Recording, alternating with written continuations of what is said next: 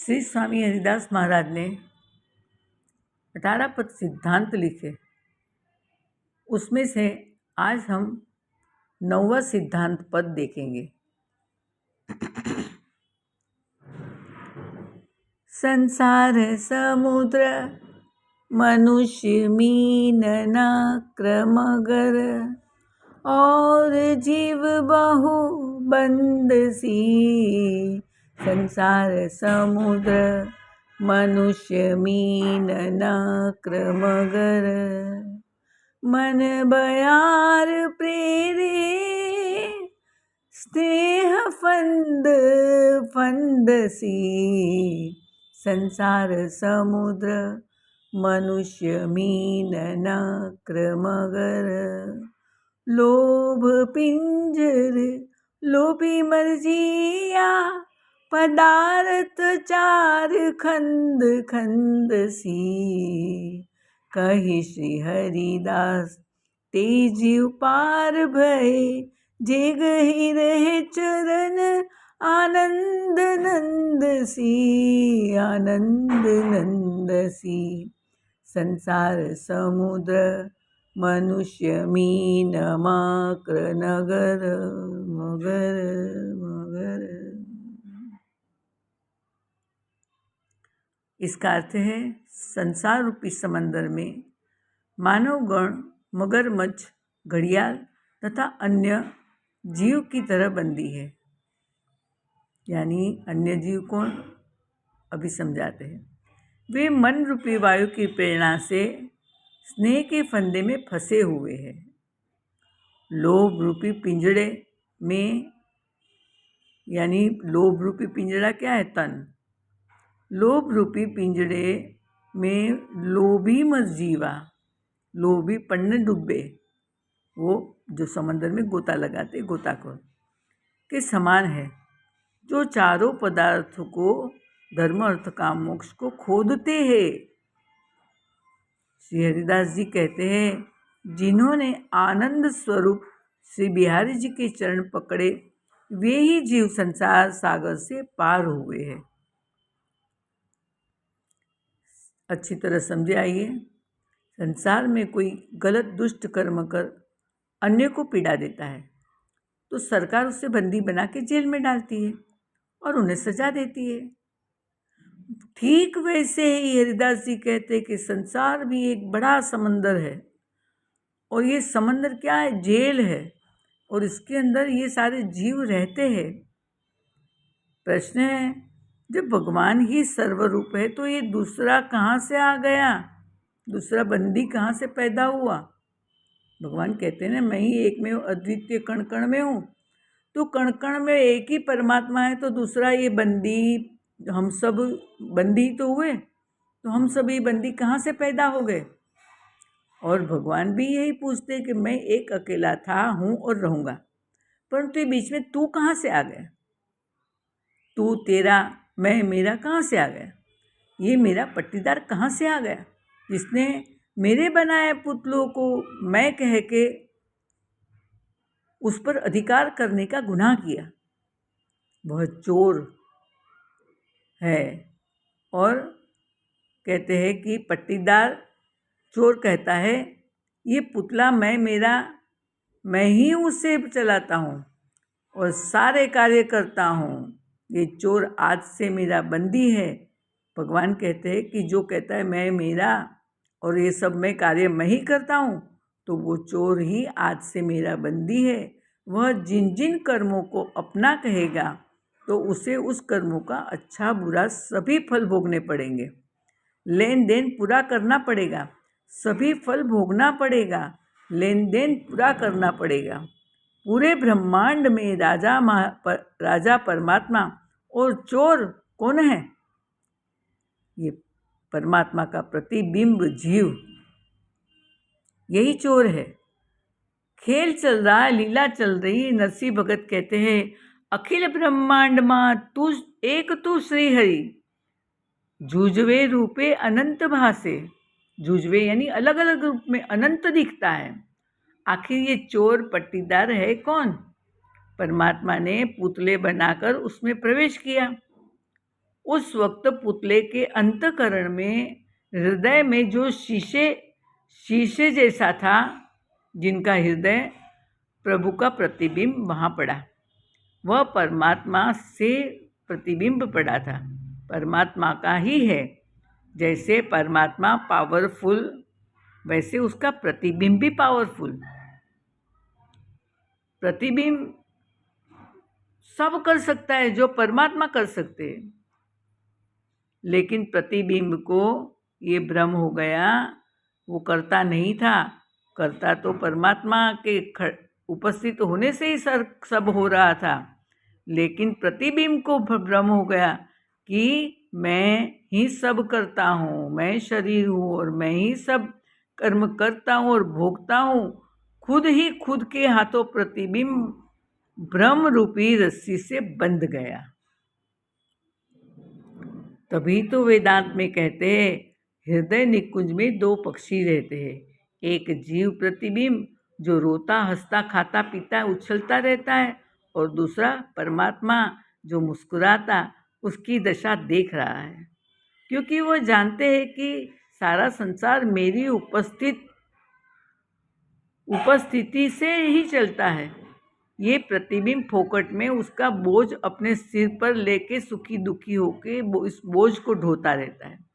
नरसिंह भगत कहते हैं, मैं करूँ यही अज्ञानता, शकट का आभास जैसे श्वान खींचे। श्वान एक बार शकट के नीचे आया और शकट चलने लगा तो वो भी चलने लगा, तो सोचता है कि इस शकट के ऊपर जो बोझ है वो मैं उठा के चल रहा हूँ। ऐसे ही ये जीव को भी भ्रम हो गया कि मैं ही सब करता हूँ। बंधन किसको है ही नहीं, बंधन किसी को है ही नहीं। बंधन झूठा है तो फिर मुक्ति भी झूठी।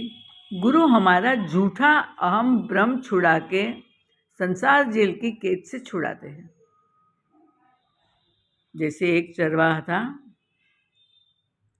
भेड़ चराने जंगल में गया, आते देर हो गई तो सोचा रास्ते में रुकना पड़ेगा। वहाँ एक आश्रम देखा, वो वहाँ पहुँच गया भेड़ों को लेकर। अब बाबा जी से पूछा, हम यहाँ रह सकते हैं? तो क्या हाँ रहो। अब सारी भेड़ को बैठाई, एक भेड़ नहीं बैठ रही थी क्योंकि उसके पास रस्सी नहीं थी बांधने के लिए, खो गई। इसने जाके कहा, गुरुजी आपके पास गुरुजी रस्सी है? गुरुजी ने कहा, क्यों, किस लिए चाहिए? कहा, वो भेड़ को बांधना है। तो कहते, हम तो यहाँ मुक्ति देते हैं, हम बांधते नहीं है, इसलिए हम रस्सी नहीं रखते। अब ऐसी बात हुई तो वो उदास हो गया। कहते, अब क्या? गुरुजी ने कहा, क्या होगा, वो सारा दिन सारी रात बैठी रहेगी, सोएगी नहीं, खड़ी रहेगी, सोएगी नहीं। जब ऐसा कहा, गुरुजी ने कहा, तुमने और भेड़ों को कैसे सुलाया? उसने कहा, रस्सी बांधी और पुछ पुछ किया तो बैठ गई। गुरुजी ने कहा, इस जो भेड़ के पास रस्सी नहीं है उसके गले में झूठ मूठ का हाथ घुमा, जैसे रस्सी बांध रहा है, और फिर पुछ कर वो बैठ जाएगी।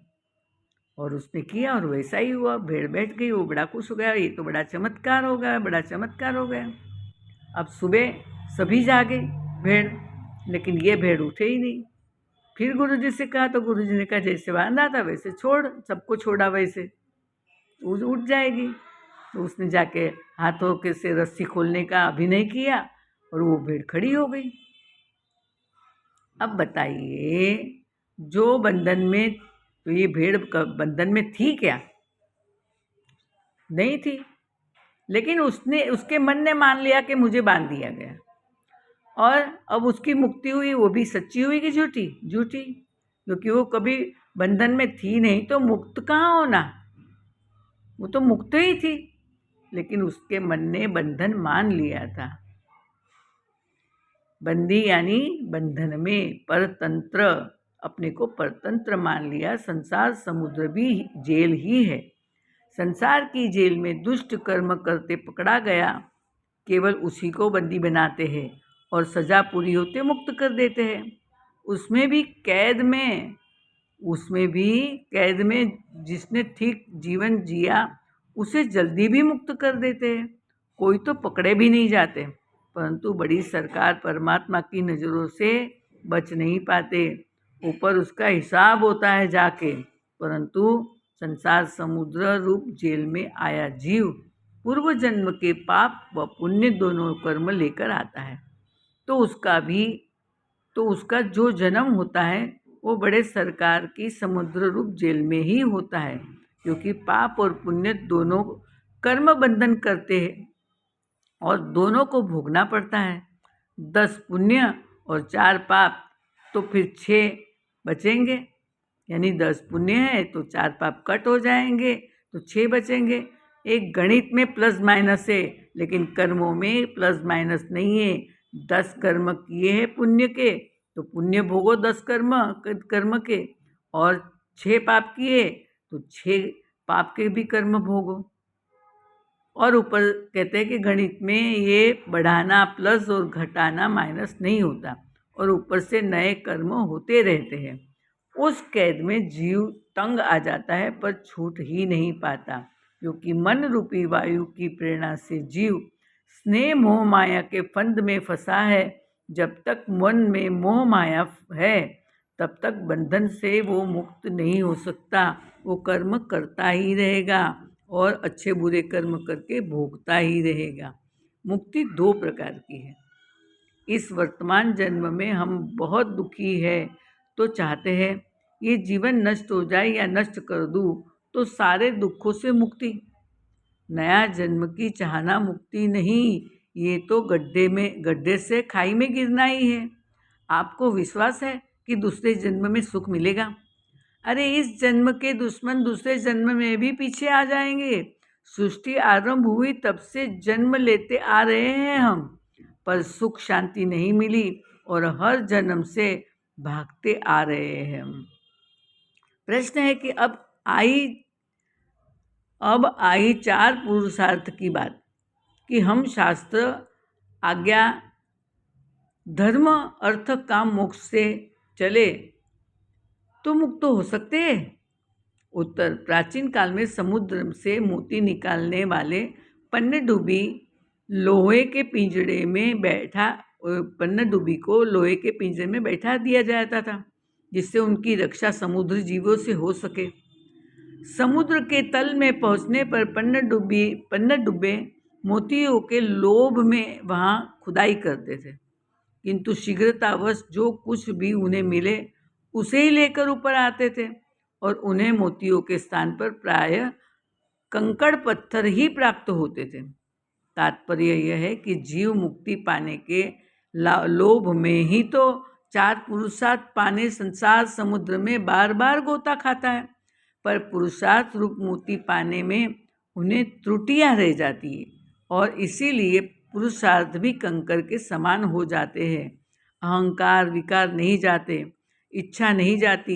जब तक मुक्ति पिशाचिनी की इच्छा है, तब तक अहंकार नहीं नष्ट होता और मुक्ति नहीं होती। तो क्या करे? हरिदास जी कहते हैं, बिहारी जी की शरण में चले जाओ।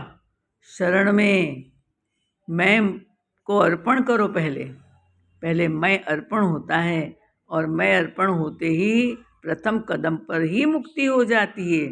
इसीलिए भरत जी ने रामायण में कहा, अर्थ न धर्म न काम रुचि, गति न चहु निर्वाण, जन्म जन्म रति राम पद यह वरदान नान।